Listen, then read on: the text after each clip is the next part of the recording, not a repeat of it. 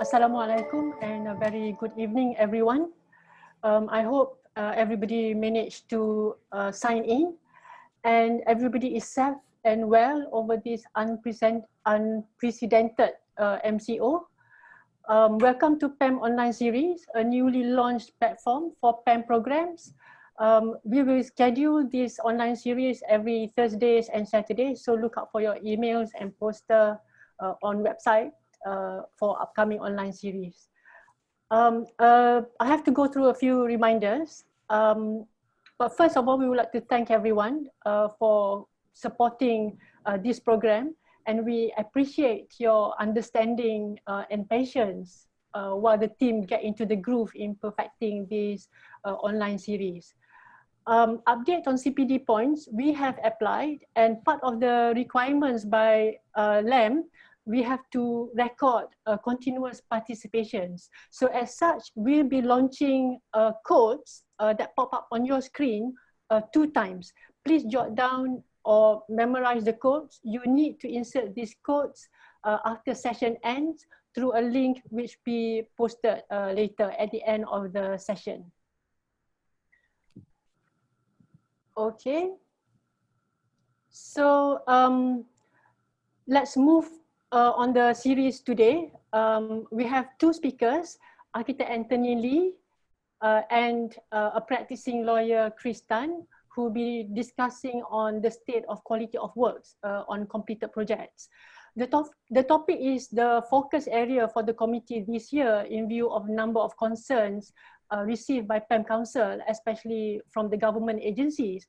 Late last year, the Ministry of Works and Jabatan Perumahan Negara conducted workshops with members of the industry discussing various issues, and quality of completed works was part of the agenda. So PAM's response on this, as always, is promoting the building industry on our position and responsibilities or parameters of our responsibilities, and at the same time create awareness to members. And most importantly, actually building up capacity. This is what we're doing today. So let's begin, shall we? So I think there's a pop-up, the first sign-in code. Take note, you will need it later. There'll be 3 parts of the sessions today: the presentations by the speakers, panel discussions, and Q&A sessions. You will be guided through the session. The first speaker is Architect Anthony Lee, Director of Architect Center, which is a subsidiary of PAM company. Main business is providing services to do building inspections. He is one of the key person instrumental in expanding Architect Center to what it is today. In fact, Architect Center is expanding its businesses for 2020. Second speaker is a lawyer, Mr. Chris Tan. He is a founder and managing partner of Chur Associates, started practicing in year 2000 and set up Chur Associates in 2003. If Anthony is ready, I now hand over the console to Architect Anthony to start his presentation. Over to you, Anthony. Thank you.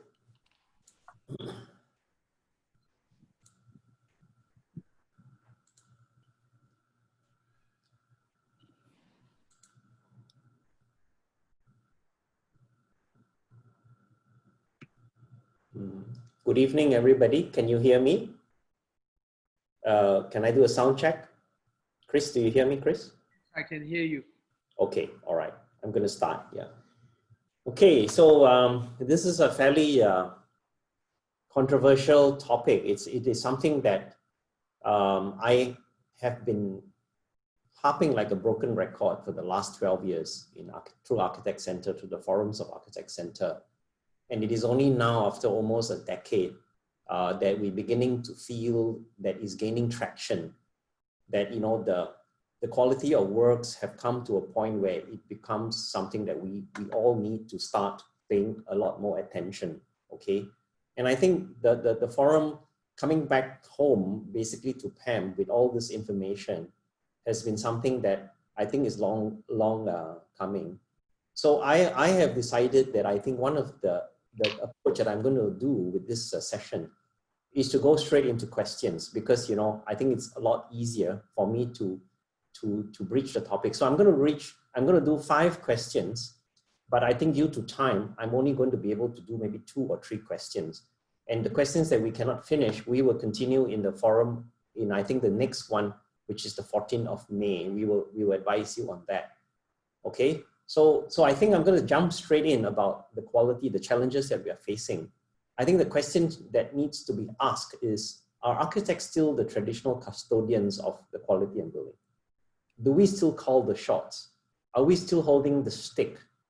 I mean, you know, the traditional model of how architects perceive work, does it still exist in Malaysia?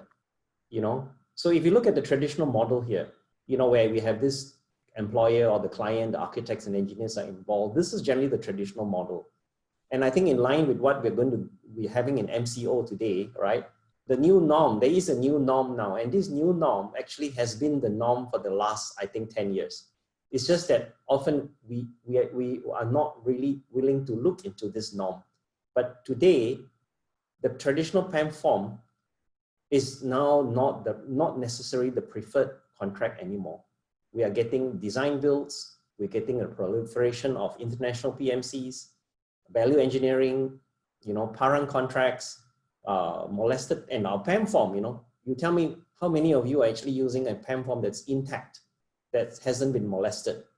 It has been changed around, you know, contract conditions has been amended and so forth. And today we, you know, GBI, green RE, and so it's the norm today, and Q6 and Conquest and so forth. And also with the proliferation of new properties today under strata management, this is the new norm as well. And property management and tribunals and disputes. So I'm just going to dive straight into these areas here, because I think one of the fundamental problems that I observe from how quality of buildings are being affected actually comes a lot from value engineering. Now, value engineering is not just in the work, but value engineering the fees that we get paid, specification, supervision, quality, and workmanship. Okay, so I think this is generally how things have become, and where today changes are now, where projects are now constantly been driven by cost and time. Okay, quality seems to take a back seat, and where architects today, many architects are sadly having to be relegated to looking into aesthetics, okay, and authority submissions. So I think we really need to consider that how much of this has infiltrated into our industry, where everything is driven by money and time, okay? Now, as architects, I want to step back a little bit about some of the fundamental root causes on why we have lost the stick, and are we still the custodians of quality? I mean, the contract administrations today is because we are working in a very dispute-prone and a very adversarial nature today. You know, why is this happening? Why is it that today there are so many dispute cases in Malaysia? Okay, and also we also seeing a serious decline in our ability to perform as professionals. I think there was a survey done during the MCO that I think was initiated by architect Azumi, that there has literally hundreds of millions of fees that are unpaid to architects and also to engineers. I think this is for another forum. I put a asterisk there. I will be also conducting a separate session on this unpaid fees under Malaysia Productivity Council, the MPC. All right, so this will probably be in next month. Okay, so these are the challenges that I have seen that our professions is currently facing. And we also know about how contracts are done today. You know, sometimes contracts are not drafted properly. People go into a handshake contract, but in fact, right, in the true nature, it's actually a parang contract. The contracts have been molested. The contracts are written so one-sided today that, you know, the equitability of how work is being done becomes extremely adversarial, okay? And architects are forced in a way to administer some of these contracts. I'll just give you an example of some of the work that I have taken on when I'm a contractor. I mean, you just look at some of these clauses here that I have to contend with here. You see the one in red. It says here, if there are any discrepancies or conflicts in the contract, the statements given the best interest of the employer shall prevail and apply. I mean, you know, can you imagine this is the kind of conditions of contract that we're having to deal with? And this is one that recently I did a tender in 2018 in KL, where the drawings and even the details are not even in the tender, but the contractor is supposed to execute it regardless of whether it is drawn or not drawn. And these are huge government projects run by international project managers.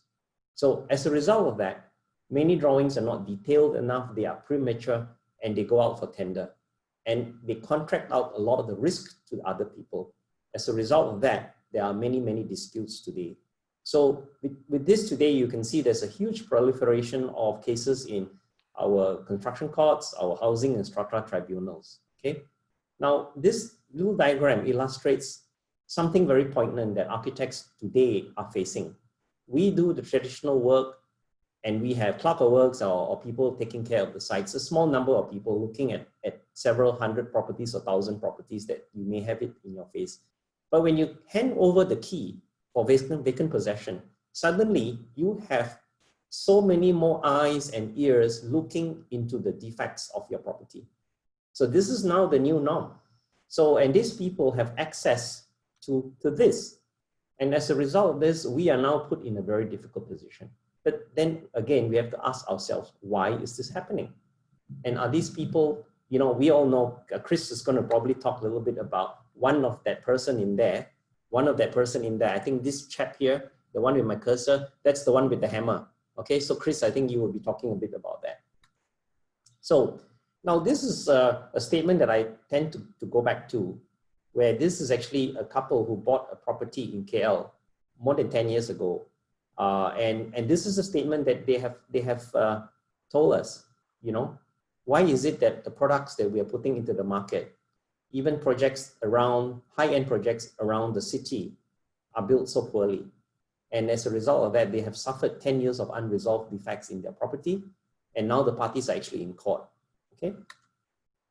So think about the question number one. You know, I just want to move on to question number two now. Is quality even an important aspect anymore these days? Okay, I mean, you pay what you get for, all right? Does quality actually sell anymore? So I think this part of it, Chris may be also expanding a little bit on this topic, because we want to really start to benchmark what is an acceptable quality in the building, which is what I think Sophia is going to also raise this later in the later parts of the talk. So I'm just going to go through with you some aspects of the slides to give a slightly more in-depth condition, the Kesa Bena condition of what we see in Malaysia today, all right? And then you ask yourself these questions. Is quality even important anymore these days, okay? Now, I think it does, because many property developers today are branding themselves in all of this kind of method. This is just a snapshot of it. You know, they win awards, they promote all this standards and things. But did anybody actually ask you as the architect? Did you subscribe to this when you designed the thing, when you got hired? I would say most of you did not subscribe to this. So there is always a mismatch between what was promised to the end user versus what you as the architect has detailed the building, specified the building, given now my question number one, that you don't hold a stick anymore as far as controlling quality, because cost and time is driving the project, okay? So on here, on the other end, properties are now being marketed and being promoted quite differently, you know, on this aspect of it. So people have this, you know, this proportionate of expectations, okay?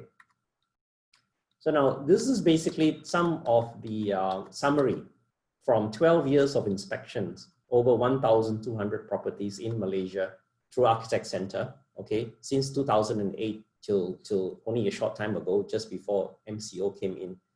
These are basically the main concerns that we have found in faults in Malaysia. I think most of you would agree with me. The ones in red are basically unsafe.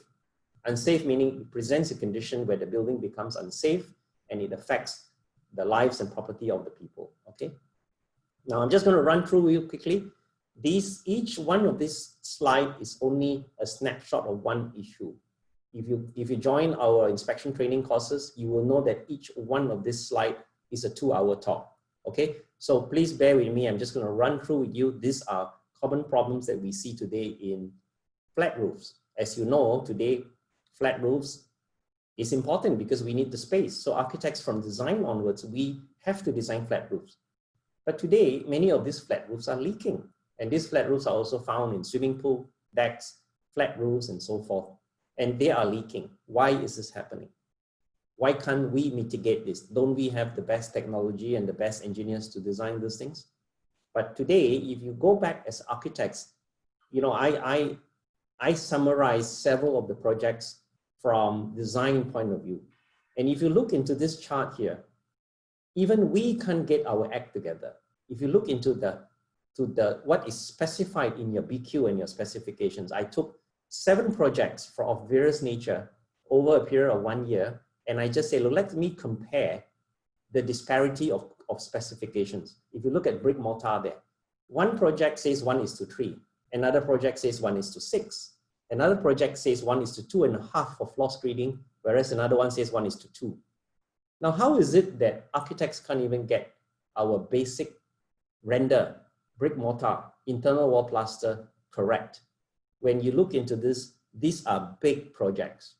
How is it that we can deviate so much just for something so basic as brick mortar and screeding?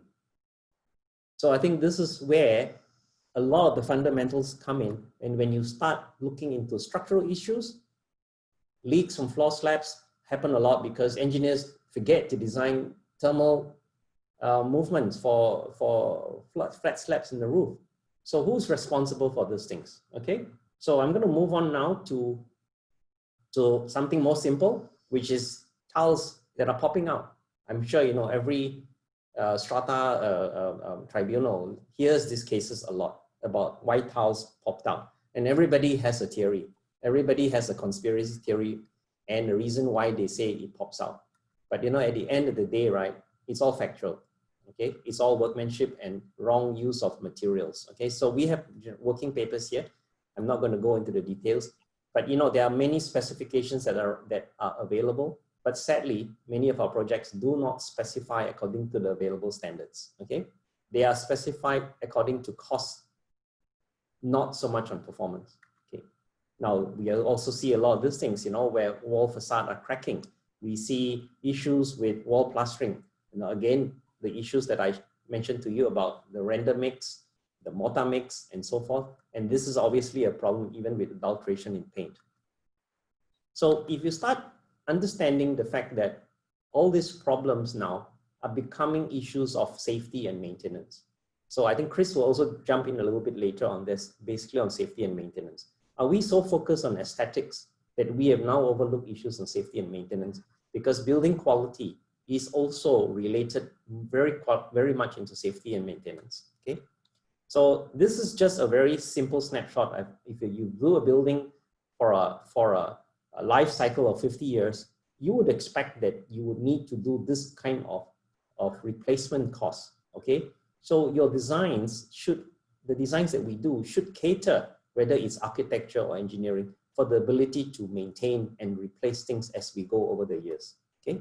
So as you can see here, these are some of the real problems that we are seeing. We even have a fluorescence inside swimming pools, you know, that you can see a fluorescence happening within the pool, pools that needed to be hacked out all over again and redone all over again, okay? We are seeing cracks from flat roof going into electrical rooms. So this is a clear situation where a leak is fine in the car park, but a leak going into electrical room are issues where safety is of a concern. Okay, again, electrical issues and water. I'm going to jump into another topic here to do with handrails. We love using glass. It's a nice materials to use, but is it safe? Okay, is it safe? You know, do we even engineer our handrails today? I know a lot of architects today are not even allowed to design handrails because it's been taken out from their scope and given to the interior designers. Okay, so are handrails even engineered? So we have to consider today, even in our public buildings, glass is used extensively. But glass is highly unregulated in Malaysia today. The difference between the use of safety and non-safety glass is incredible. You know, many of these shop fronts here are even using non-safety glass. Okay, so I think this is where a lot more work needs to be done by our professionals to create standards. We are extremely short of standards in our industry, so that we can at least rely on these standards when we specify the work that we intend to do. Okay. Even the engineers get it wrong. I mean, you look at these things here, the blue pipes, everybody know about the ABS pipes, okay? Everybody knows the fact that, you know, when you start cramping in all those things inside very tight spaces, you create pipes like this that you can never service. Okay, so what happens? When you can't service pipes, they get blocked. Eventually, the shit hits the fan. So in this case, the shit gets stuck in the pipes and somebody needs to go and chop it up. So this is where we say that the real Kesah Benar is happening today. And believe me, projects like this, the owners really curse us, you know, right? Okay, so if I jump into this very simple picture, it's very telling. We design things in isolation. We put an aircon there. How do you get to it? And they say, look, I'm going to get it from the window, but is it safe? And here, this is even more interesting. We've got projects like this. How do you get to that air conditioning? So this is what happens. People start doing this kind of things, okay, over time. And this is for the lifespan of the building.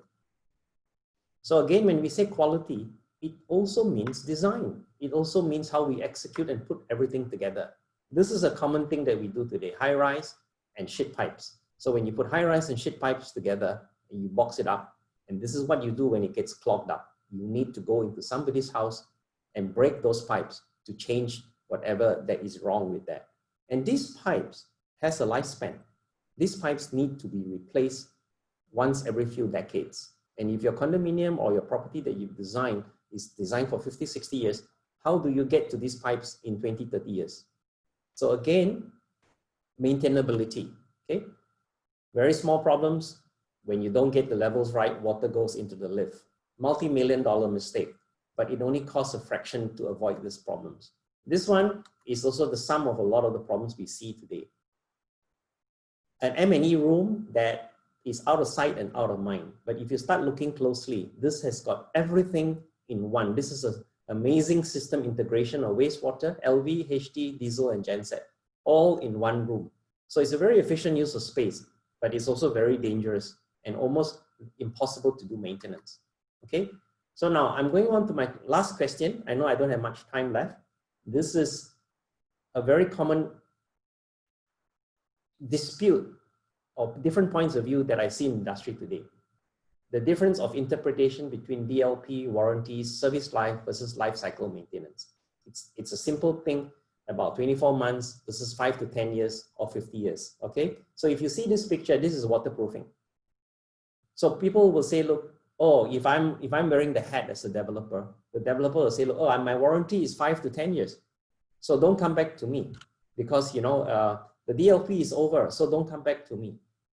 But as architects, do we contemplate the fact that when we design a waterproofing or we specify a waterproofing, it's only meant to last for the time of its warranty? Because as far as I know, a service life of waterproofing can go up to 50 years. So I think this is a question of liability here, okay? And so these are typical examples where leaks are coming through for swimming pools. Okay, so now I'm just going to go through here. Question 4 and 5, I know we don't have much time, so I'm going to leave it to the moderator, Sophia. On some of these questions here that I presented, I don't think we have time because, you know, we are compressed. But I just want to let you know here, these are a few things that I like to stimulate the thinking and the discussions, which is standardization of standards of quality on buildings. Is this the way forward? I think you raised this. Can build defects be mitigated by means of design, contract provisions, good industry practice, and regulatory compliances? Okay, so if we can't make it today, I say, look, we talk on the 14th of May and continue this session. Now, each one of those photographs that I proposed, that I have sent you earlier, in Architect Center, we do trainings there and we dive deep into these issues. So this is just something for you to know that, you know, it is available within PAM, okay? And these are some pictures that we are doing when we do our inspection trainings. Okay, so I think I'm done with my paper. So I'm just going to introduce our guest speaker. He's a very good friend of mine, Chris Tan. You know, I think we do share quite a few common platforms. He has written about 12 books, you know, and his latest publication is Strata OMG 2.0, which was done in collaboration with HProp. I think he has an amazing amount of insight into the industry. I have asked him to come in to stir the pot a little bit more, okay? Not just from the point of view from a purchaser, but I think from an industry-wide perspective, okay? So with that, I'd like to welcome Chris to continue with the session. Thank you very much. Right, thank you, Anthony. Sophia, you want to say something or straight away? No. All right, great. So while waiting on my slide, I think it's important that just a little bit of things that we need to understand. I'm a practicing lawyer, so actually by the end of the MCO, which is on the 28th of April, it happens to be my 20th anniversary as a lawyer, right? I was called to the bar 20 years ago, so a little bit about me, and you probably read about my articles and my book somewhere, somehow.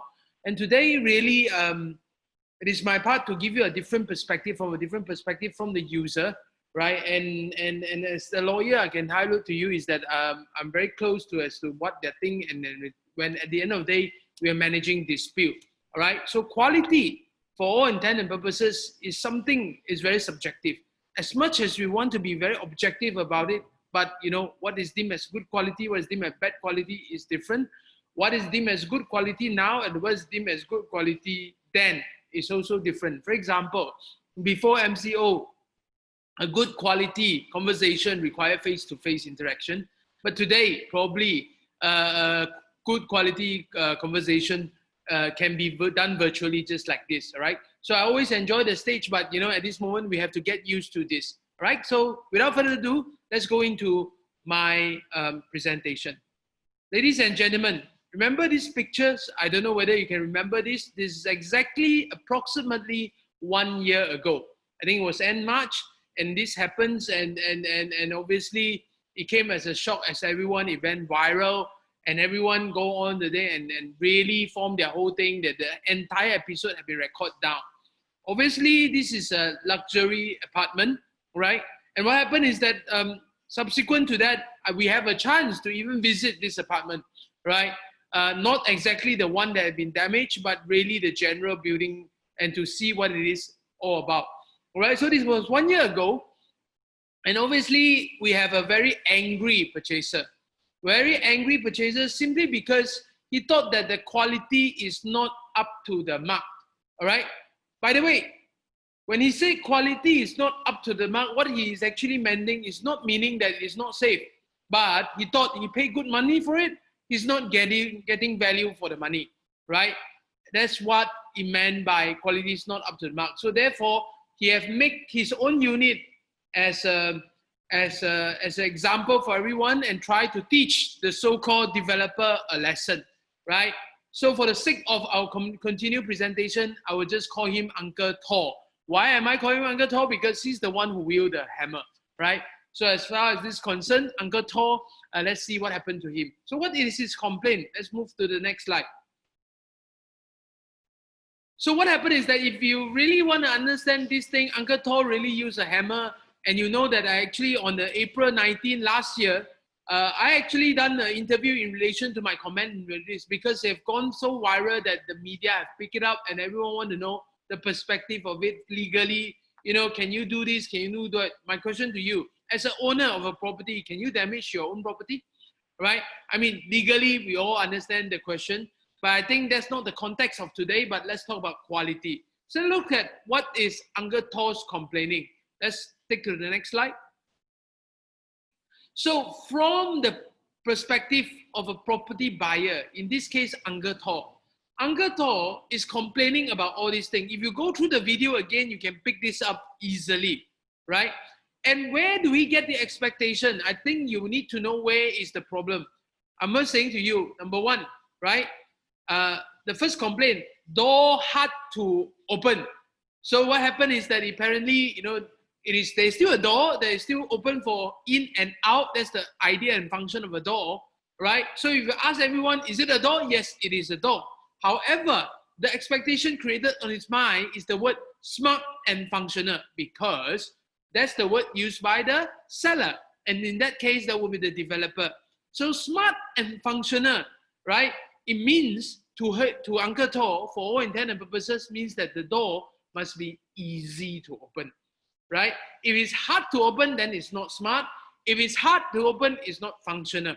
But by the way, if you read about it, again, there's too many subjective here. What is functional? Functional means this must be a door that I can get in and get out. It must be able to open and it must be able to close. Functional is like that, right?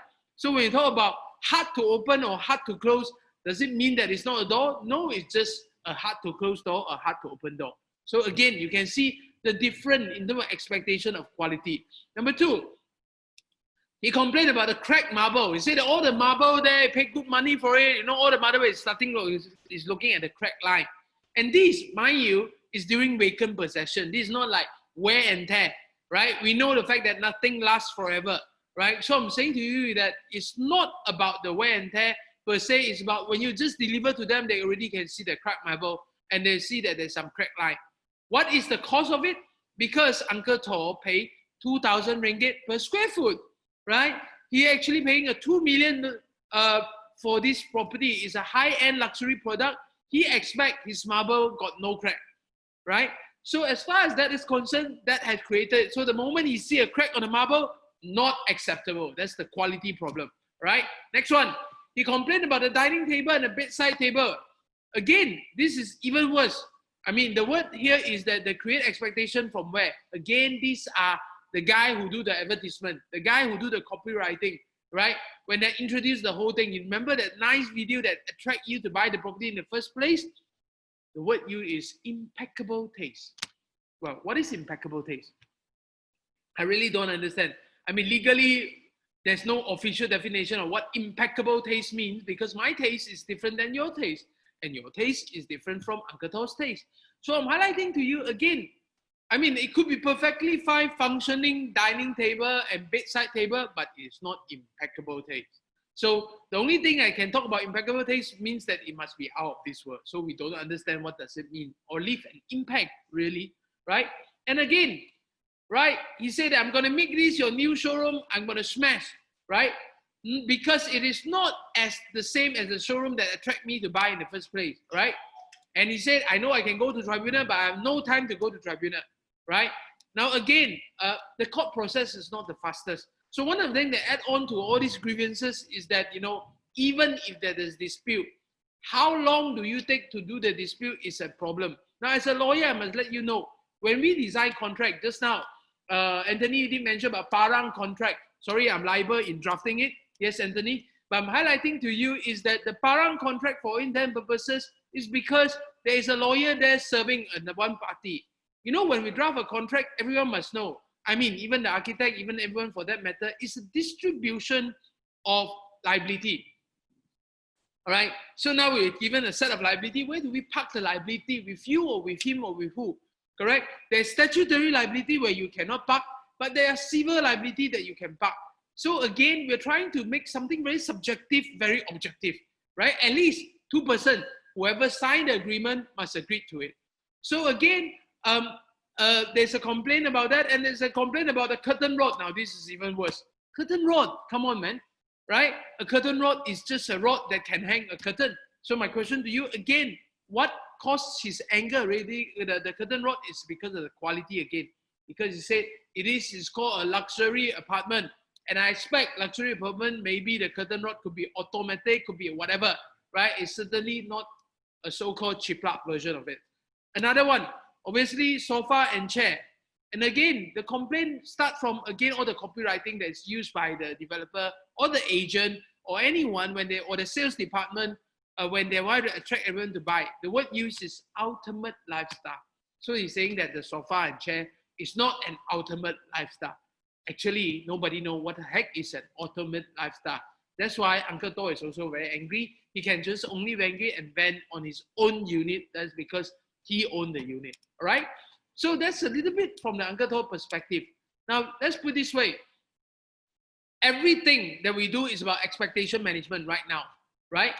It's question about value. For example, if I put a price, does it mean that if it's a 5,000 per square feet condominium, I can accept cracked marble? The answer is obviously not. And by the way, perhaps at 500 square feet kind of condominium, you cannot even expect marble, right? You probably have cracked tiles.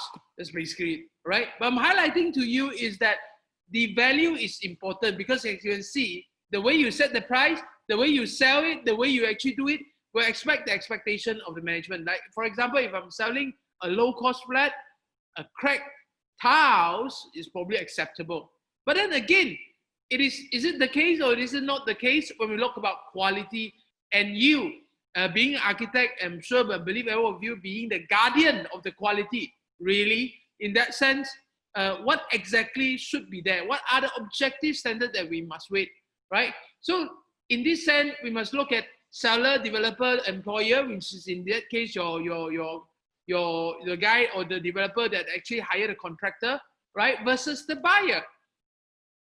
Because price do matter, right? If I'm selling you 50 cents for one packet of nasi lemak versus $50 for one bowl of nasi lemak, I'm sure the expectation is different, right? One, you want at least a big piece of chicken thigh. The other one, you really don't care, right? I'm saying to you about product branding, brand and branding. Very simple, right? When I said, for example, luxury state, ultimate lifestyle, right? Certain brand come into mind, right? And again, the one property that actually our Uncle Toy is looking at is affiliate to a brand, right? It's affiliate to a brand because half of the building is operated by that brand, the other half is being sold. So he happened to buy the other half. So when we talk about this brand, again, the expectation, if you tell me that, you know, it is this brand, and of course the expectation is different. I'm sure there's a difference between AirAsia. I'm sure there's a difference between AirAsia and Mars as to what you expect from it. One full service, one pay as you demand, right? That's because there's two different models here, right? Material and finishing, again, what do we expect? Of course, buyer always have a higher expectation. Seller always said that, you know, we'll give you what's enough. But what is enough is, again, nobody knows. Another thing that's very important, workmanship. Again, workmanship, how do you know workmanship, right? Does the buyer know what is workmanship other than the professional? Because I'm saying to you, I'm a buyer, but can I comment about workmanship? Because I think the line is not straight. You know, the creek between two tiles is not really even. You know, that kind of thing. So I'm saying to you is that when you look at this, there's a lot of very subjective thing and whatnot. Of course, I also gather a lot of experience along with Anthony in relation to our judging of the property management award, right? In that sense, the best managed award, what happened is that we can see the expectation is very different, right? Functionality, fixture and fitting, product warranty, again, is an issue, right? And what are the things that's off the standard contract? Because your standard contract only limit to certain item. What about item that is extra to you? Today, it is, if you buy a luxury or something from middle class or over, the developer will throw in a lot more feature to you.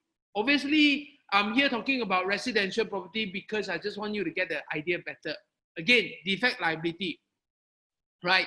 5% is detained for defect liability. Again, can you actually claim it? And how do you claim it? Is it easy to claim or hard to claim, right? 24 months, is it good enough, right? If you talk about 24 months, it was used to be 18 months.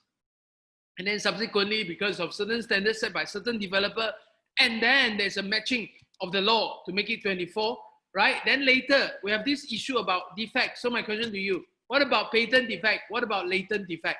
What is the difference between patent and latent? Patent is very simple. Patent is what you can see with your raw eye. What you can tell is wrong. The tile is not even, right? But what is latent? That's require people like Architect Center to go and examine and come and then do a report. Only you can find this kind of defect. And most of these latent defect, a lot of times is like this. If you're buying a furnished unit, that's a lot more problem. You know why? What about the wall behind the wardrobe? What about the pipe behind, hidden under the kitchen? So my question to you, again, we are very perceptive, very superficial level, we can do this. And again, latent require expert input. And one of the things that I want to highlight to a lot of participants here legally, I just want to highlight to you, I'm not sure whether you know about statute of limitation. If you talk about statute of limitation, it's basically a 6-year time frame, right? Whereby you actually take away whatever you need, right? And then after 6 years, you cannot go to the court to claim anymore. By the way, in relation to defect in property construction, it has been extended to 15 years. It's 1-5 now. 1-5 now. So what you need to do is that you must really file a case after 3 years, you discover of the problem. So now it's gone into 15 years. So the liability to all those who are involved is higher now. Next slide. Next slide. Okay, some of the key factors again in expectation management. Are we expecting more for residential or are we expecting more for non-residential? Again, that's a good question to ask. Just like Anthony, I'm throwing away a lot of questions. My question to you is that what about furnished versus non-furnished, right? Defect liability, does it include the furnished portion? Does it include the furnished portion or is it supposed to be the non-furnished portion only? Main parcel versus accessory parcel versus common property. In a strata development, again, you probably stay in the main parcel, but did you go and check, is there any crack in the car park that is assigned to you? The storage that is given to you. The common property, what about common property? Because supposedly you did buy part of your purchase price, effectively 20% of your purchase price go into the construction of the common property, right? Again, single use, mixed use, integrated development is all an issue because my question is that if single use, the expectation is to be residential. But if you have a mixed use, my question to you is the safety requirement gone up already or gone down? Sprinkler, for example, glass, just now the glass panel, right? Handrail, whatever that is. These are all interesting. And today the trend is we will do integrated development. Moving forward, after the MCU, there will be more integrated development. You know why? Because let's say we do another lockdown again, I can go down straight away and eat and buy my thing. I don't need to move, right? So vertical township require integrated development. So what is the softener here? The softener is actually in the branding, right? The whole idea is very simple. Is how responsible is the developer and how responsible is the seller? In the context to say that I'm willing to do all this to preserve my branding so that you can continuously to buy from me. But remind you one thing, property is one of the single largest investment in your life. It's very hard for you to keep buying, right? So again, okay, Chris, we only have 1 hour, so I would like to have a discussion with you and Anthony as well. Sure. So maybe you can revisit the slides later while we explain on the or discuss certain questions. Yes, how about that? Chris, is that okay with you? I'm good. No worries. Okay. I think you know what I'm getting at. Yeah. Okay. I think it's a very good, precise and compact presentation by Anthony and Chris. So the issue here that I see is that there is a disparity between the expectations and what we architects feel as part of our responsibility. So my first question is that, especially to Chris, do you see that the expectation by the industry and public on other architects as the custodian of the quality is a fair expectation? And perhaps to Anthony, considering the various laws and contractual terms, how do we see our position in meeting the gap? And the following question is that whether we see that this widening gap will get worse in the future. So maybe Chris first, would you like to answer that, or anyone? Okay, thanks, Sophia. I think the answer is that is there a gap between expectation of the public and the professional in relation to quality, right? I think certainly there's a gap, right? Because let's put this way, we are more informed now, the public, right? When the public is more informed now, they really expect certain things. They have certain expectation how their house should look like, you know, and obviously all these have been painted in their aim, especially by the promotional material, right? The video and everything else talking about lifestyle and everything. We want the abundance in this sense. So I'm highlighting to you is that the expectation is certain there. You know why? I think 3 things. There's 3 different expectations here. If I can showcase it in my slide, I suppose to touch on it. So the 3 things is, number 1 is safety. Correct, that's the bare minimum. Number two, right? What is the standard in court? That means if there's a claim, what is the standard there, right? Safety standard and court standard, again, is different, right? Again, we have to ask ourselves what it is. And the third one is actually standards that determined by local authority, right, by the stakeholder, as well as the different professional body, right? Engineer will have their standard, architect have their standards, right? And local authority have their standard, right? Some local authority have a higher standard compared to some other local authority. We don't even have a standard in relation to that. And again, this got to do with construction, for example, mainly regulated by the local government, right? Mainly regulated by the local government, the town development, and the policy keep changing. As you know, Malaysia is a federation. We cannot talk across the board to say that, you know, if the federal government or the state government will reserve, that's why you have the local government who come in to fill in the gap. So to me, being a professional, when you want to manage all these things, I'm highlighting to you, you must be aware on the difference with these standards, and therefore get your own balance, right? What is balance? Means that you can attack, same time you can defend. That will be the okay. Anthony, what's your take on that? Okay, I just want to overlap a little bit on the standards there, because yes, we do have some basic standards over the years that we have developed. But now, as you know, developers are very creative. They're very vigorous and they're very innovative in marketing to, you know, and Malaysia, you know, it's amazing, you know, how the integrated developments and the mixed development, you know, we say the 3-in-1, the 4-in-1, the 8-in-1, you know, everything is like together, okay? And the poor architect and the poor engineers are chasing this very innovative sales techniques and marketing and all that. So today we're getting very complex issues of phase development, stage completion, stage launching, you know, they change halfway, they change this and that. Architects are not good in, are not equipped today to make this kind of adjustments, because we have to draw everything. We have to make sure everything works before we can actually proceed.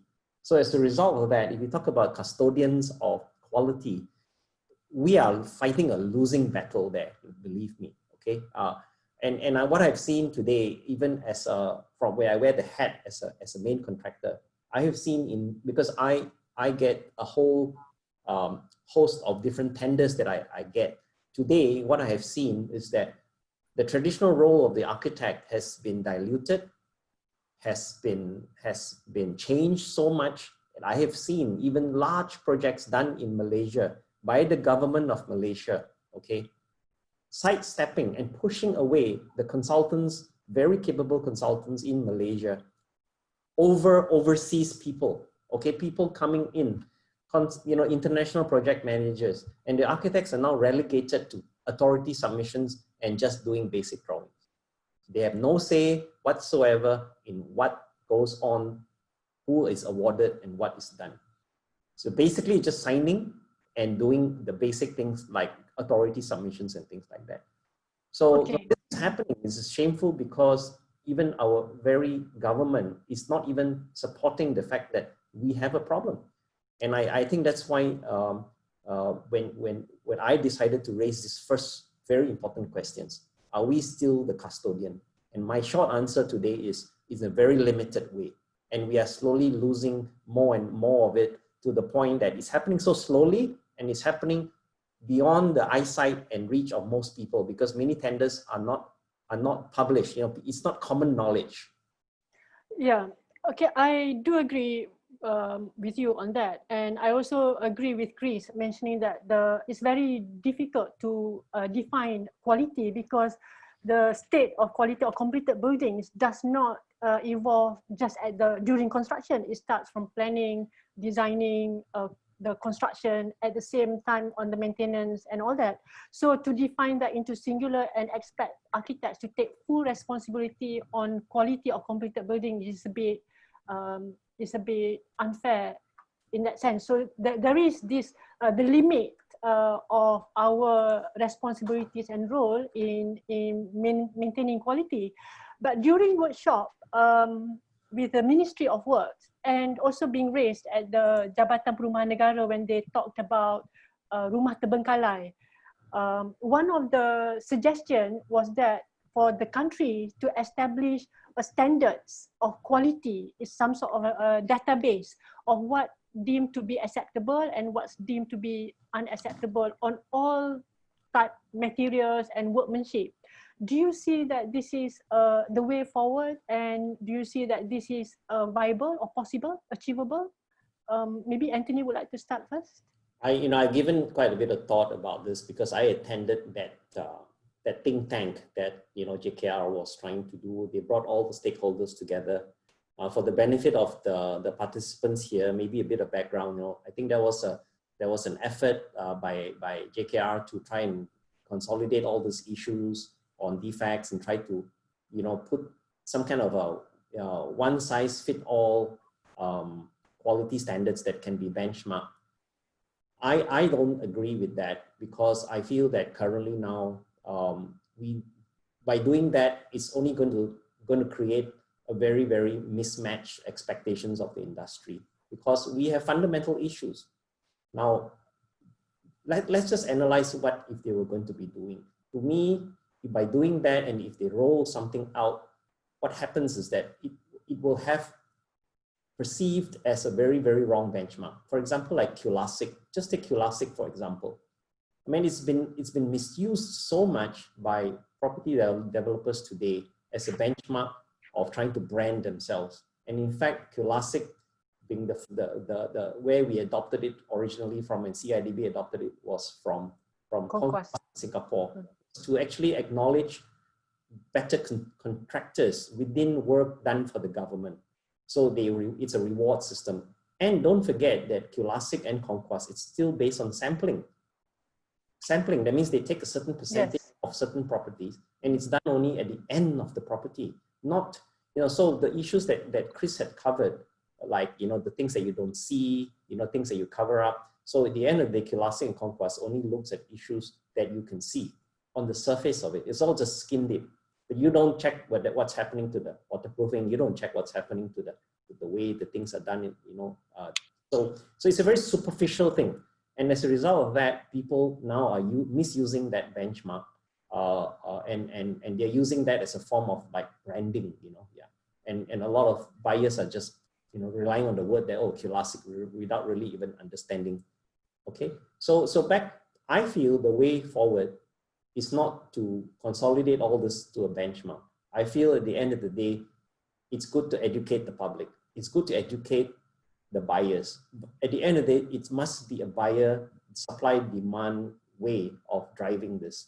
Then, be able to, what Chris has said many, many times in his forum, buyers beware.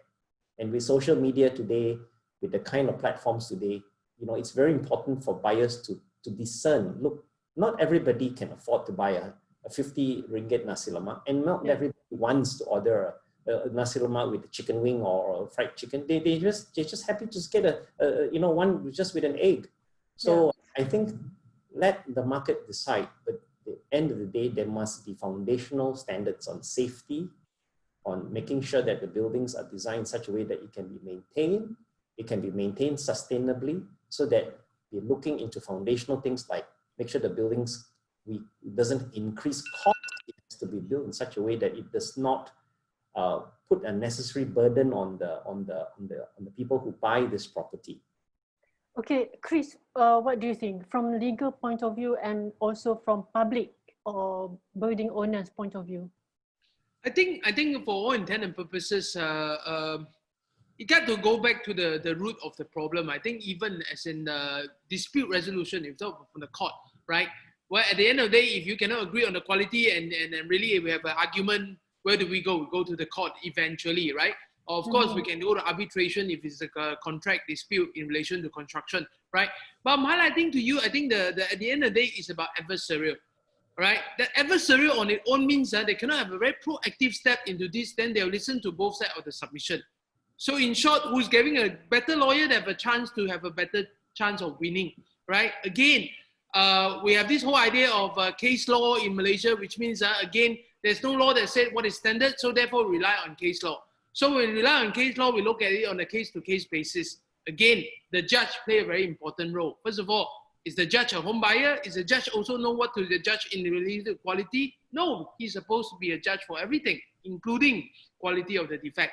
But I think I want to highlight one very important thing is this. I think education of the buyer is very important. All right, they must know what to check in terms of quality, right? What is the basic thing they need to do? I think before we can talk about quality, we must know what is the standard. We must establish a standard across the thing. We can't even agree. I mean, even architect, we cannot even draw a door that is actually common in terms of standard size, you know, in relation to that. If we can't even do this, how are we supposed to guide about quality? All right. So I'm saying to you, it have to start somewhere, but you have to start from the basic, right? But it's a long road.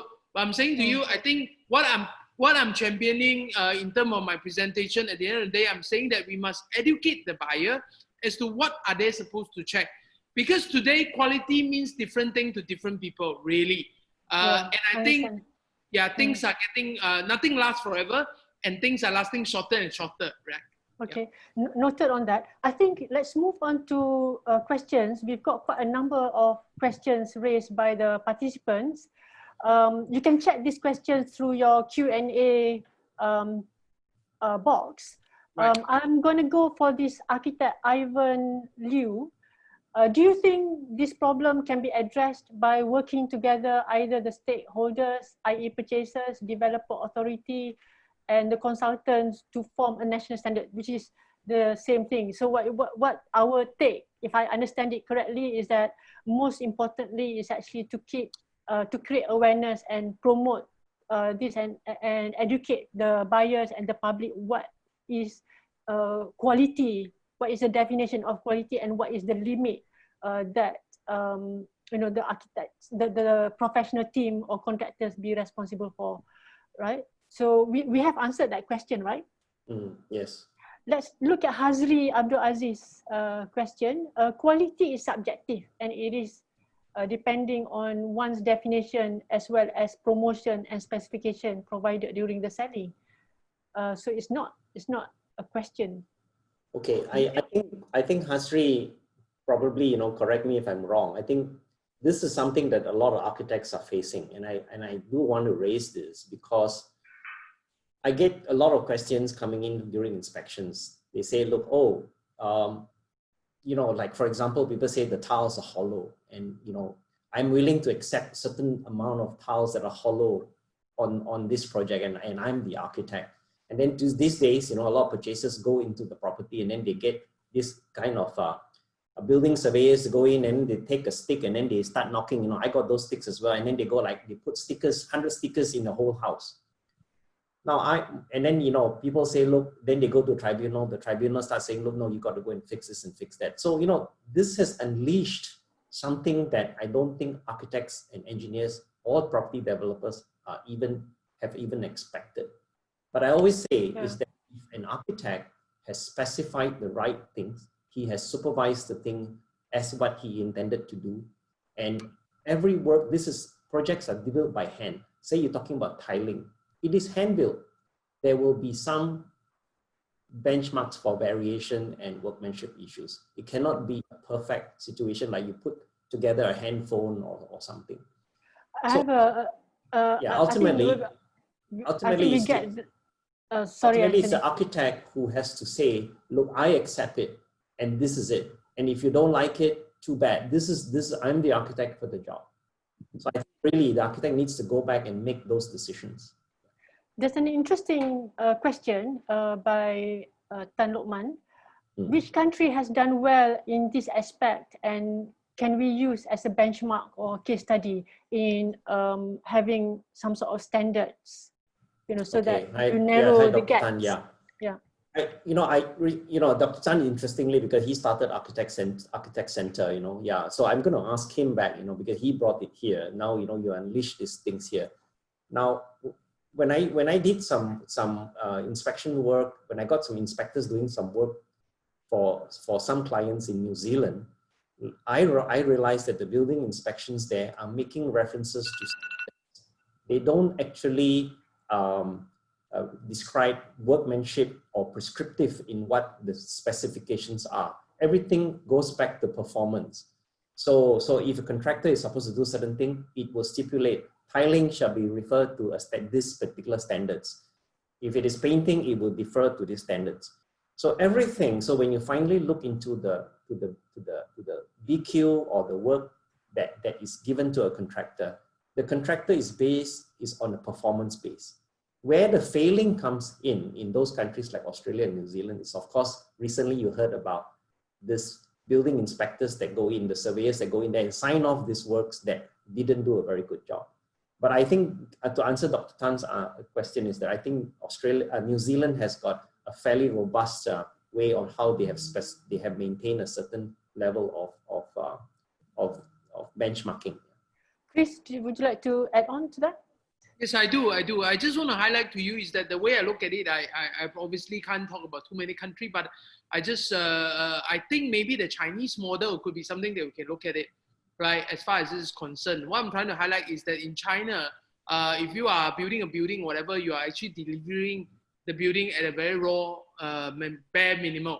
So I think that's useful. When it's bare minimal, at least everyone is expecting to do their own servicing, furnishing, and whatever that is. So I'm saying to you, when you are building and give your delivery of your product on a bare minimal, it's easier to check, the standard is easier. And I think that could actually create a less issue. And even if you are the custodian of quality in this sense, you are actually have lesser thing to benchmark. So I'm saying to you, maybe a non-furnished kind of thing and with very, very little furnishing, and what furnishing happened and shift that burden into the buyer. And shift that burden into the buyer's contractor. So one of the things that I think perhaps, of course, I think it's too late for Malaysia to go back and do this, but I'm just highlighting that there could be a nice model to look at. Can we buy the frame? Can we buy? Yeah, Chris, many years ago when I came back, I bought a property from Sime UEP. Okay, back then you had an option of buying a property without finishing, but they stopped doing that. And I like that model because, it didn't have any finishes. Of course, some of the things had to be in there, like toilets and things like that. And then, so it was up to me how good or how bad I wanted to do it. But I think the current uniform building bylaw is very prescriptive. And, it's been designed in such a way that you need to kind of like hold the hand of this homeowners in case they get ripped off, that the property is not fit for occupation. But I think, this is something that there should be an option, especially if you depart from maybe the S&P, perhaps that could be something that the government could consider. Yeah. Okay, I think that's good. Obviously, there are a lot of questions. So, like Anthony, like we have discussed earlier, this topic will be continued in future series for the year. Let's look at a solution somehow. At the moment, nobody actually has come up with a perfect solution that can resolve this. During, just to share with you or with everyone, during a workshop with Jabatan Perumahan Negara on Rumah Terbengkalai, they even suggest, actually the suggestion came from lawyers, that there should be another certifier to certify architect stage certification at the end of project completion before vacant possession. This is to keep architect as a certifier in check and to make sure that the quality is consistent. Of course, PAM's representative not agreeable to that because we believe that there shouldn't, having two certifiers won't improve the situation because the quality, as I said, the major debate is actually more on the definition of quality. Chris, what do you think of that? Since you're a lawyer, would you support the idea of having a second certifier to check on architects, bearing in mind that our state certification, the fee to do that work is very much, it's not reflective in our fee, basically. Yeah. I think to me it's very very simple. I never like to have another check on another check on another check, right? So we already have a problem with the difference in system and perception and quality and benchmarking. And why do we get another person, right, who again have a very different perspective of what this is and then come in to do this? I want to say this, I'm just saying it is the same thing. Already there are things that shifted to the architect without the architect wanting it. For example, from CF to CCC. For example, All right, CF is actually supposed to be issued by the authority, and they're supposed to certify the safety of the building, correct? Right? Yes, By correct. giving CCC, it is not just only for fitness. If you think about it, right, it's about compliance, right? As certificate of compliance and completion.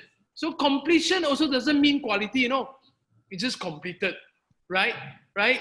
Compliance basically means that they are the guardian of the standard. They look at all the standard. They say, okay, fine, it's all in my mind, comply.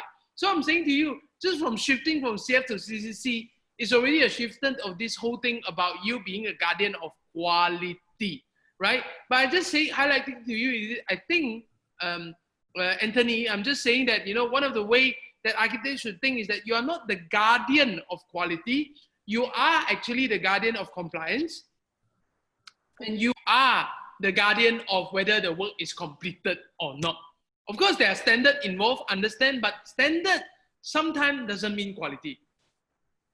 Okay. Right? So I'm just highlighting that part, yes. So, Anthony, Sophia, you'd like to I add don't on? think Yeah. this checker role is going to work because architects not even paid. Our fees are being molested. I don't think very few people are getting paid their due fees. Okay, and also from the statistics that we found that many architects not even being paid. So let alone having another checker role. So already our fees are being eroded by all these project managers and all these other people who are diving in and diluting work that actually architects can rightly do themselves. So, you know, not another one to complicate things. Yeah, I think it should be done right by the first original people. Yeah. Yes. Okay, I think it has been a good session, very compact. The reason why we keep it to 1 hour because we believe that the span of attention by the audience is very limited. So I would prefer to break up the topic into various series. So definitely we will invite both of you again. Thank you very much, Chris, for supporting this event.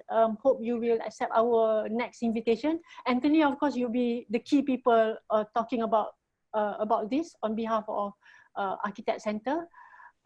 So I would like, Sophia, may I just Yes. jump in first? Because, you know, I would like the next session, the one on, I think on the 14th of May, not to repeat what I've done, what we've done. Yes, agree. We will just like to agree. be able to develop this because they can go and watch this recording, and then we like to invite and then we craft up the questions and then we go straight into a panel discussions, and we can also invite others as well to come in. Okay. Depending on the Yeah, I question. think I agree to that. I agree to that.